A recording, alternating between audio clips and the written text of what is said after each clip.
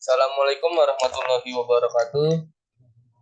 Kenalkan saya Miko Arwan Julianto. Saya Muhammad Bikram Sulhak. Di sini saya berdua akan mempresentasikan yaitu sebuah paper ekonomi pariwisata yang berjudul Pengelolaan Sungai Code sebagai ekowisata di Yogyakarta.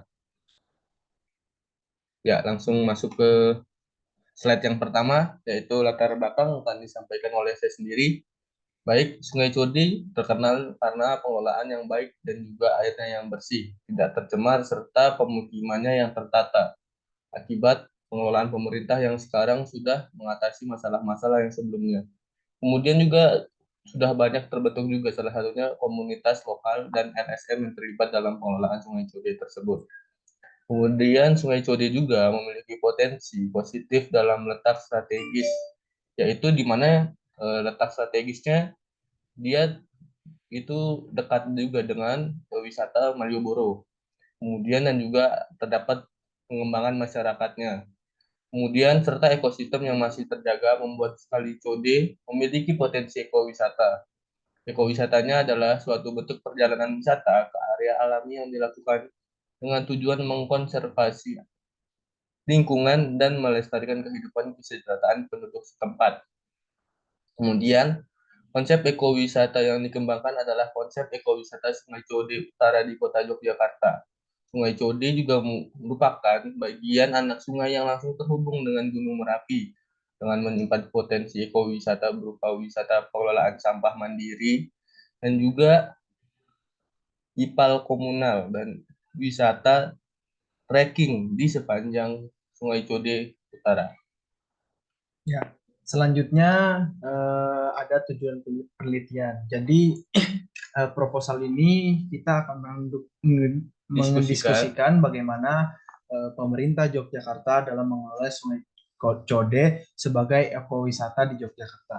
Nah, selain dari pemerintah Kota Yogyakarta juga ada keterlibatan partisipasi masyarakat, partisipasi masyarakat, komunitas lokal, perguruan tinggi, hingga LSM dalam pengembangan program-program di Sungai Code dan pemberdayaan masyarakat di wilayah Sungai Code dan mengetahui bagaimana pemerintah Kota Yogyakarta dibantu komunitas lokal, perguruan tinggi, LSM dan masyarakat dalam mengelola Sungai Code sebagai ekowisata pariwisata berkelanjutan di Yogyakarta.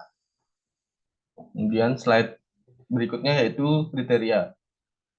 Di mana Kali Code juga dikriteriakan yaitu ekowisata dalam bentuk perjalanan wisata ke area alami yang dilakukan dengan tujuan mengkonservasi lingkungan dan juga melestarikan kehidupan dan kesejahteraan penduduk setempat. Di mana Kali Code itu yang tadinya tempat kumuh sekarang sudah menjadi tempat ekowisata di mana banyak juga para turis mampir atau berwisata di Kali Code karena banyaknya terdapat angkringan dan juga dapat vibes dari Jogja di mana itu dekat juga dengan daerah Malioboro. Kemudian bentuk ekowisata tersebut juga masih alami di mana dekat dengan sungai gitu dan juga masih banyak budaya dari dan kesehatan rakyat yang tetap terjaga. Konsep ekowisata juga tidak dapat dipisahkan oleh konservasi dan pemberdayaan ekonomi lokal, yang dimana tadi yang saya sudah katakan yaitu meningkatkan UMKM dari warga-warga setempat juga atau masyarakat setempat. Selain itu juga menjaga kelestarian alam, tetap memperhatikan kondisi masyarakat di sekitar wilayah Sungai Code. Maka dari yang tadi dimaksudkan adanya kerjasama antara pemerintah dan juga komunitas dalam pengelolaan atau pelestarian Kali Code. Baik.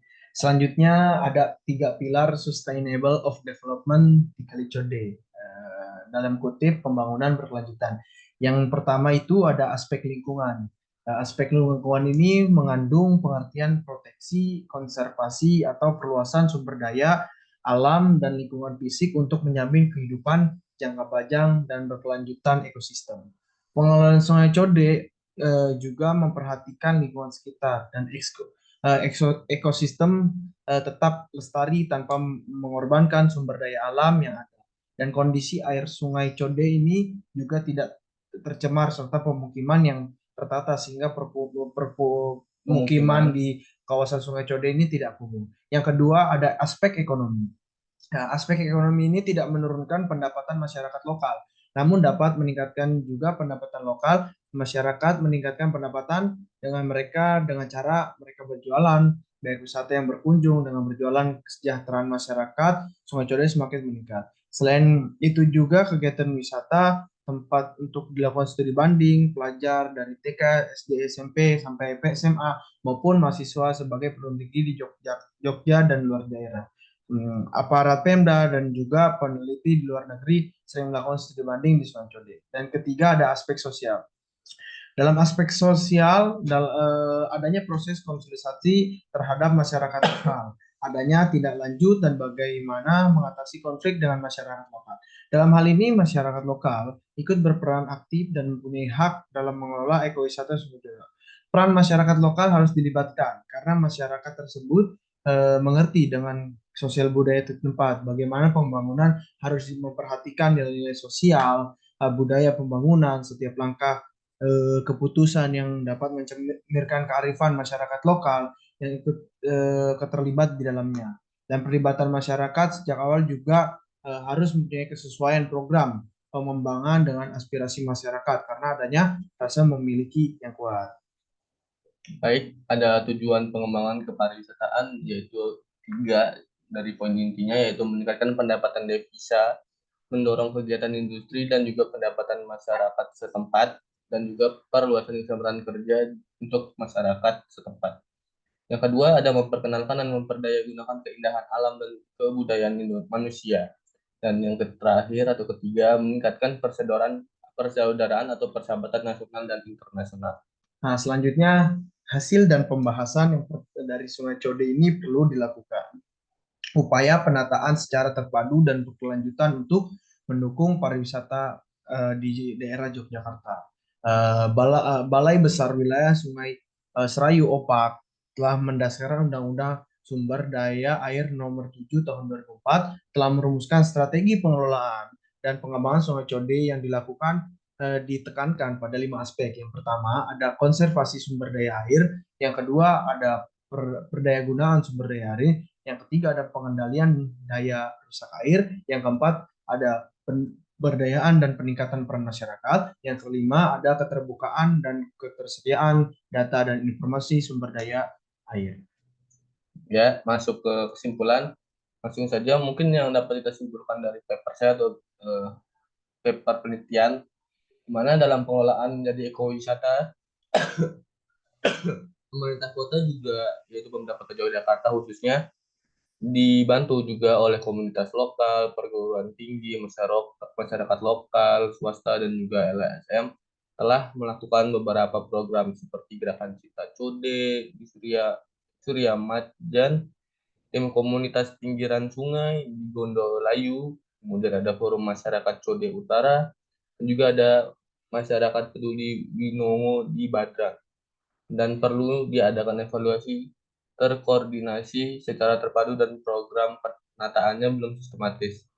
Masyarakat Sungai Code telah melakukan kegiatan secara kreatif seperti upacara merti code, lomba kebersihan, pembuatan jalan, dan tamanisasi pinggir sungai, pengelolaan Sungai Code menggunakan analisis konservasi dan pemberdayaan ekonomi lokal, dan juga teori mengenai pariwisata berkelanjutan. Dengan adanya koordinasi antara pihak pemerintah dengan komunitas lokal dan LSM, serta masyarakat lokal, maka terciptanya pariwisata yang berkelanjutan. Ya, mungkin sekian dari presentasi kami berdua dari paper yang telah kami buat.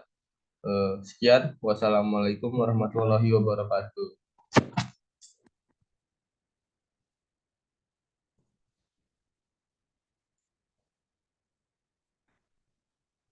Ya.